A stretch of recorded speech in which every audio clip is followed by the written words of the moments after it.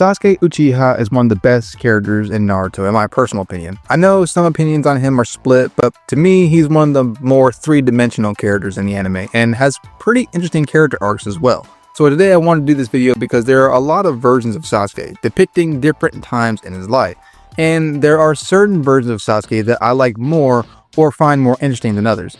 So with that, we're going to rank each version of Sasuke Uchiha throughout the manga and anime. So a couple things. One is that, in case it wasn't clear, this is ranking each version of Sasuke and it's just in terms of character, not power. Two, I'm only going to be including the versions of Sasuke throughout the Naruto and Naruto Shippuden series, so no Boruto for today.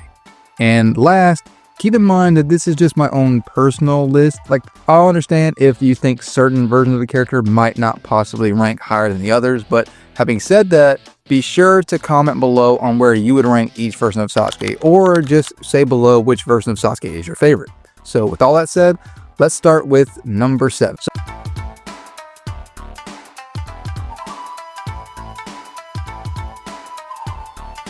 So yeah, at first glance, this might seem generic. Beginning of series, Sasuke at last place. Yeah, sure. And to be fair, you'd be right to say that this is generic, but in my personal opinion, this version of Sasuke is sort of the least interesting. Like, he's that wall for Naruto to overcome, and he's got a dark, unknown backstory.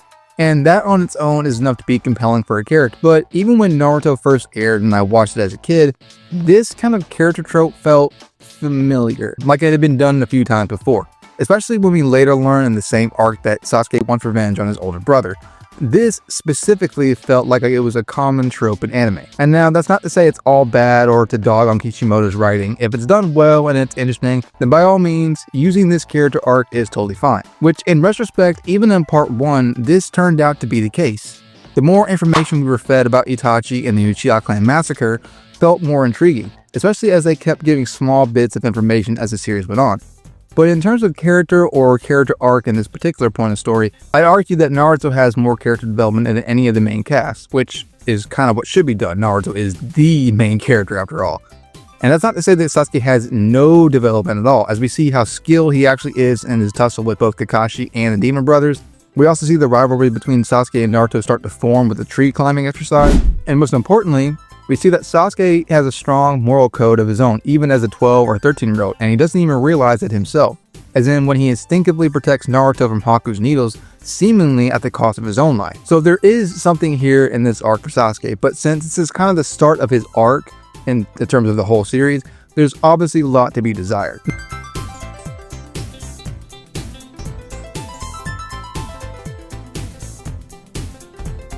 So I know this is going to be insane to some people at a first glance, and I get it. Like, on paper, this Sasuke is super cool. But aside from a couple moments, this Sasuke just didn't really do it for me. For starters, it doesn't help that almost right out of the gate, Sasuke disrespects my boy Kakashi, saying that he's basically like Sakura. Whether he meant that in terms of power or attitude or whatever, I mean, it's still crap. But then there's the plot reveal twist for Sasuke that after the fight with Kage, where he says he's basically going to be the main enemy of the world. I mean, yeah, I get it. He's doing so that the 5 great nations don't end up splitting off and fighting each other again. But to be honest, something about it just felt off to me. And it didn't help that it's kind of in the same ballpark as Obito and Madara's plan, just to a more harsher degree. But in his defense, at least it was different in a way. Like, instead of trying to save everyone by making a fake reality, Sasuke wants to save the current reality by being the ruler of the world pretty much. But all in all, it's still world domination of some type, and through the Akatsuki, Obito, Madara, and later Kage, it just kind of seemed like a rehash. If that was going to be the case, then I feel like Naruto saving Sasuke from revenge would have made for a more powerful ending to their fight. Which is saying a lot, because despite what I've said so far, I really like how Naruto ended up getting through to Sasuke at the end. Seeing Sasuke genuinely smile and laugh and cry at the end felt super earned. And then there's the moment during the Kage fight with him and Sakura. And yeah, I know some people are always decisive about their relationship, and while I don't think it's really all that built up, I do think what we got is okay. And in this moment in particular, I think Sasuke's remembering and realizing that how far Sakura, and even by extension, the rest of Team 7, as in Naruto and Kakashi, are willing to go to save Sasuke. So yeah, it's a small moment, but I think it's done well enough. Outside of that though, there's just only one other thing I do like about the Sasuke, but it mainly applies to a different version, so I'll talk about that later. But for right now, this is where I have Rinnegan Sasuke.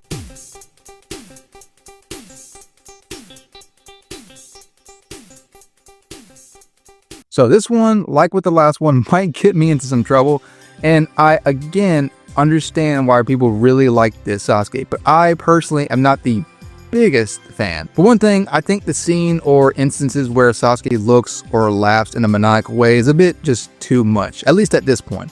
Especially coming off the heels of him making what seemingly like a very tough decision for him, that being the decision to lead the Leaf Village. And I get it, the influence of Orochimaru and more specifically the curse mark is getting to him, but I felt like Sasuke was already starting to act in an evil way just much too quickly here. I'd honestly rather him just be silent as opposed to that. That way it makes it more harder to tell what Sasuke is thinking rather than just a maniacal laugh, and you kind of get this sensation that, okay, he's definitely turned to the dark side. Which to me, the silent treatment, so to speak, makes for more interesting character development. I do think what we do have in terms of character development though is still pretty good. The conversation with he and Naruto midway through their fight at the end of the Final Valley on why Naruto would go so far for Sasuke and seeing Sasuke's resolve in his decision to lead the Leaf Village is pretty good, especially when it comes to the fact that that decision on its own specifically is what makes the third Tomo and the Sharingan manifest. But outside of that, there really isn't much I enjoy about this Sasuke, but I put him this far also due to the further information we're fed about why he's trying to kill Naruto, which is in order to gain the Mangekyō Sharingan. And finally, we get more and more backstory about the Uchiha Clan massacre. But I think the ultimate main reason I have Sasuke here, above the other reasons I just brought up, is due to the Curse Mark II design. I think it looks so sick and completely otherworldly by this point in the series. And to top it all up, I really like how the Onyx Chidori looks. It's just really, really sick. So yeah.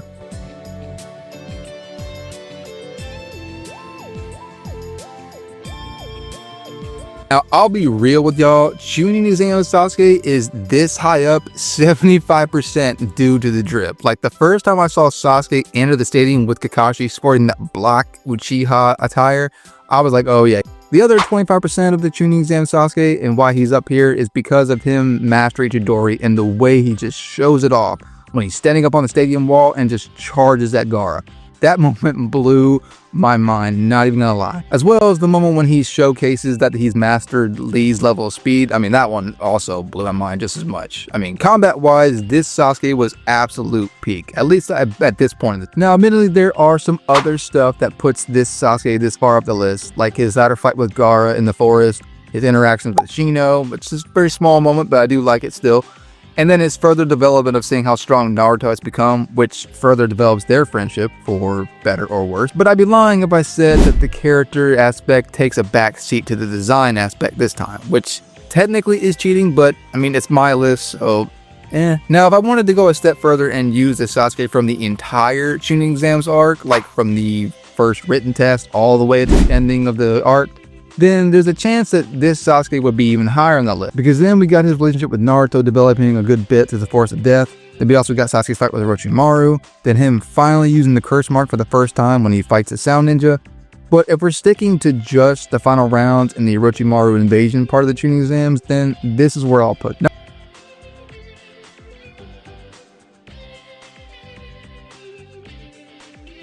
Now, these next two were pretty tough for me to rank, I'm not even gonna lie, but I think this is where I want to put Kage Summit Sasuke. Now, I don't know if this is a hot take because Kage Summit Sasuke is a fan favorite, but I mean, I got him at top 3, so obviously he's a fan favorite for me too. There's just a few things I like about the other versions in 1 and 2 spots than I do about this, but now the fact that I have him at number 3 here honestly says a lot because of my first run through of Naruto, I actually really wasn't a fan.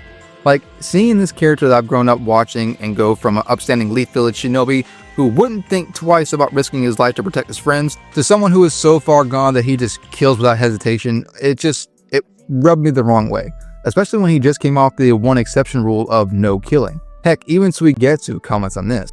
And don't get me wrong, it wasn't as if I didn't understand why he was doing what he was doing, to an extent, but at the same time, he was also dragging in and ultimately making people suffer who had nothing to do with the situation regarding Itachi and the rest of the Uchiha. But at the same time, I get that this was the whole point of his character arc here, to show that he was just too far gone, to the point that it even made Naruto think for a second if he was too far gone. So like I said, at first, I wasn't a big fan of Sasuke's heel turn here, but over the years, I've come to appreciate the character arc for what it is.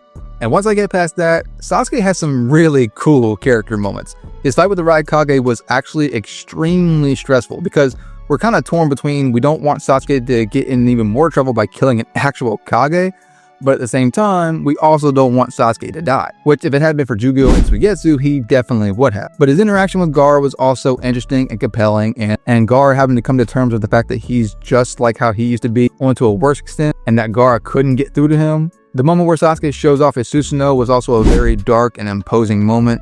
And then the way he cuts the flags of the great nation and stood on top of the ceiling of the 5 Kage Summit office while staring at Danzo was just peak Sasuke. His fight with Danzo was one of, and still is one of the best fights in Naruto, both on emotional level and tactical level. And then the whole cherry on top is his interaction with the former Team 7. Individually, his interaction with Sakura and Kakashi were nerve-wracking to say the least, because I genuinely believed he was out to kill both of them. And then Kakashi having to come to terms with it, he's in the same position as Hiruzen was also very gut-punching. And then of course Naruto, the one person who almost could have gotten through to Sasuke at that moment, still failed. At least, again, in that moment. This moment also had something that I think a lot of people overlook, and that is when Naruto tells Sasuke not to hurt or kill anyone from the Leaf Village until after he fights Naruto. Sasuke actually still has some honor to himself because he actually intended to keep that promise. Case in point, when he first awakens the EMS and fights the Zetsus that were guarding him, he says, "You're not Hidden Leaf Ninja, so you're not part of the promise." Obviously implying that he's going to keep the promise he made to Naruto about fighting Naruto first before he injures or kills anybody from the Leaf Village. But yeah, overall, I do like this Sasuke. His arc was very well written and very well executed. The interaction he has with different characters are each compelling in their own ways, and the fights that he participates in are all top-notch. So yeah, over the years, my opinions on this version of Sasuke has definitely changed for the better.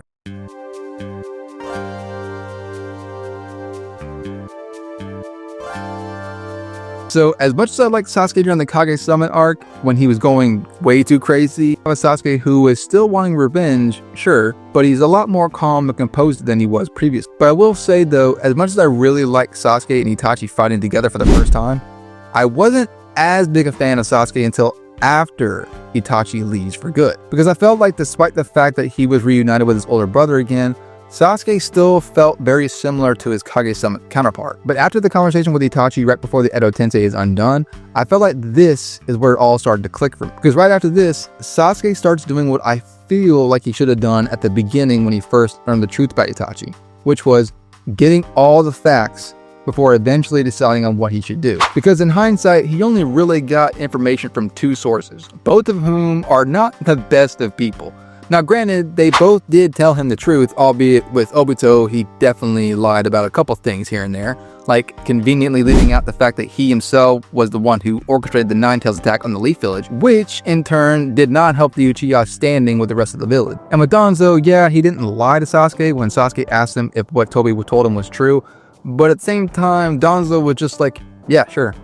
Like he barely went into any detail about how and why it happened or anything. At this point, I think after his conversation with Itachi, I think Sasuke starts to realize this himself and needs to get all the facts from everyone involved and learn how the situation like this came to happen in the first place. And this on its own shows a much better character development on Sasuke's part than most of the other versions of himself in the series. And yeah, you could say he was stupid for not doing this from the get-go, but at the same time, it's easy to forget that he's only 15 or 16 years old. I think looking back, we can all say that we didn't make the best decisions as 15 and 16-year-olds too. Now aside from that, the other reason I really like this version of Sasuke is that for the most part of the war, you can never really tell what he's thinking. Like he tells the Konoha 9 that he plans to become Hokage, right? Sure. But it's never really explicitly stated as to what he means or what he wants, at least not until after the fight with Kage. And so you're left to wonder which way Sasuke will go. Because there's a few moments you can tell that he's pumped and excited to be fighting alongside his teammates again, but then there are also a few moments here and there where he seemingly still has a dark side to him. Like when he protects Naruto from Jubito and then says to Obito, "You're not the one who will sever the past, I am." And then it immediately cuts to the Team 7 picture and a slash through Naruto's point of view specifically. Or when he tells Naruto that he doesn't want to say the Biju from the Amaterasu and he says, "No, they all burn." So stuff like that. This gives a bit of a mystery to Sasuke and makes you wonder which way he will go.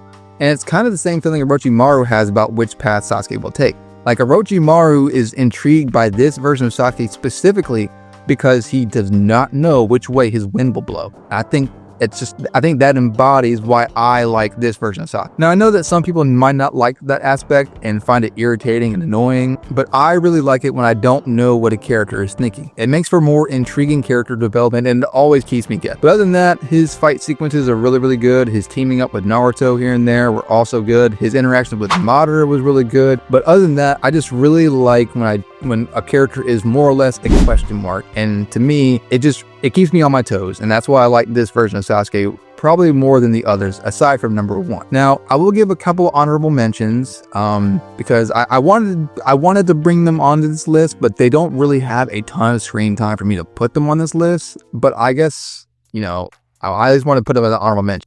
So one honorable mention is Kid Sasuke, like, you know, pre-academy Sasuke. The reason I have him here is because, like, you know, as much as I really like all the versions of Sasuke, you know, before the massacre, there is something to be said about just seeing Sasuke being able to enjoy his time as a kid, you know, to not have to worry about the stuff like the Uchiha Clan massacre and having to have revenge on his brother. And, you know, by extension, being able to hang out and have fun with his older brother, you know, playing hide and seek, just being a kid. You know, I loved seeing that aspect when we got the flashbacks, you know, through Itachi's point of view or Sasuke's point of view. You know, it really made for just, it makes you look back and, you know, hope one day that we get like a spin-off of Sasuke and just, you know, the rest of his clan being a clan, you know, and a part of the Leaf Village. So, and then a second honorable mention, I think most people will give me the most crap about not putting this Sasuke on an actual list, but Taka Sasuke. And he's really only here because of the drip. I love the Akatsuki drip he's sporting in this few episodes. And you know what? The reason why he's an honorable mention here is because we only get like 1 or 2 episodes for him in this drip. That's why I didn't really put him on the list, because we just don't have a lot of screen time for him in this, you know, attire. So that's why he's an honorable mention. But no, like this drip is sick. I wish he would have kept it, you know, the Akatsuki cloak a little bit longer, especially with the hood. It makes it just all the more cooler. But I will say he's also an honorable mention here because he has that moment in his fight with B where he is, you know, looking at Team Taka, each of them, Jugo, Karin, Sugetsu, seeing how they're sacrificing themselves for him, and he gets an image of Team 7. And this kind of, you know, backpacks off the EMS Sasuke entry where you just really don't know which way he's going to go. Like, yeah, he's decided on revenge, but in that moment, he's thinking of Team 7, and you kind of wonder, like, does he actually miss them still? You know, does he think about them often? You know, would he kill them even though he's decided on revenge on the Leaf? So there is that moment there, and I think that's kind of like hinting at his conflicting emotions about his revenge trope until he goes even further into the dark side in the Kage Summit. But yeah, that's why I have him as an honorable mention here, so don't hate me too much, but yeah.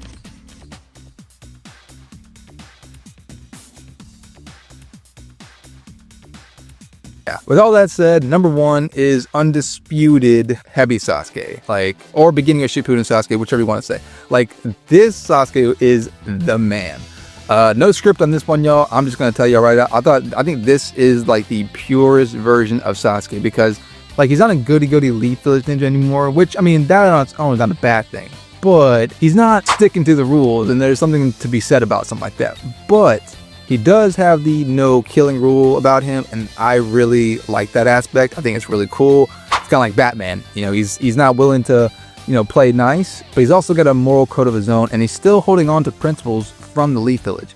You know, apart from the scene where you think he might launch Kirin to kill Team 7, or, you know, when he says, you know, my whim is telling me to finish where I started when it came to killing Naruto, I'm 50-50 on that. I think he probably would have killed Naruto in that moment, but at the same time, I could also see it just likely if he was like trying to scare them away with Kirin or something. I don't know. I'm split on that. But this version of Sasuke also has like a few good moments where I feel like, you know, it just solidifies why he's here. One of the first moments is when he meets Sai for the first time, and Sai's kind of like poking at him, I guess you can say, to kind of get a reaction, because he brings up Sakura and Naruto. And Naruto specifically like gets a bit of a more reaction to him. I think it's more prevalent in the anime, like you kind of get more reaction in this from Sasuke in the anime. But Sai says something along the lines like, Naruto's been looking for you for 3 years, he thinks of you as a brother. And there's this moment, you gotta look back at the anime, there's this moment where Sasuke looked for a second, like he looks down, you know, on the floor for a second, and then looks glaringly at Sai. I think in that moment where he's looking down, it almost seems like he's looking in a sad way, like he misses that time with Naruto and his team. But then he has to quickly get over that because, those connections are what hold him back. That, to me, maybe that's a little too deep, but you got to rewatch that scene and look at it through that lens instead and see if you pick up on that. But it's still things like that, backing off the EMS thing, you just don't really know which way Sasuke's going to go. Also, some of Sasuke's best and most savage moments come from his Hebi days. For starters, his standoff with Kurama inside Naruto's mind, where he ended up suppressing Kurama's chakra, and Kurama straight up compared his aura flex to that of Madara Uchiha. And then his fight with Orochimaru, but more specifically his monologue to Orochimaru, telling Orochimaru how despicable he is and that his genius isn't even on the same level as the Uchihas, like just cutting Orochimaru down. By far, one of my top 5 Sasuke moments in the series, by the way. And then, of course, y'all know I'm a Kirin hype beast, and Kirin made its debut from Hebi Sasuke. And I like that. The other moment is when he recruits Suigetsu, and now granted this is filler, right? Well, sort of. But it's when he is helping Suigetsu get the Executioner's Blade, and they have to infiltrate that castle.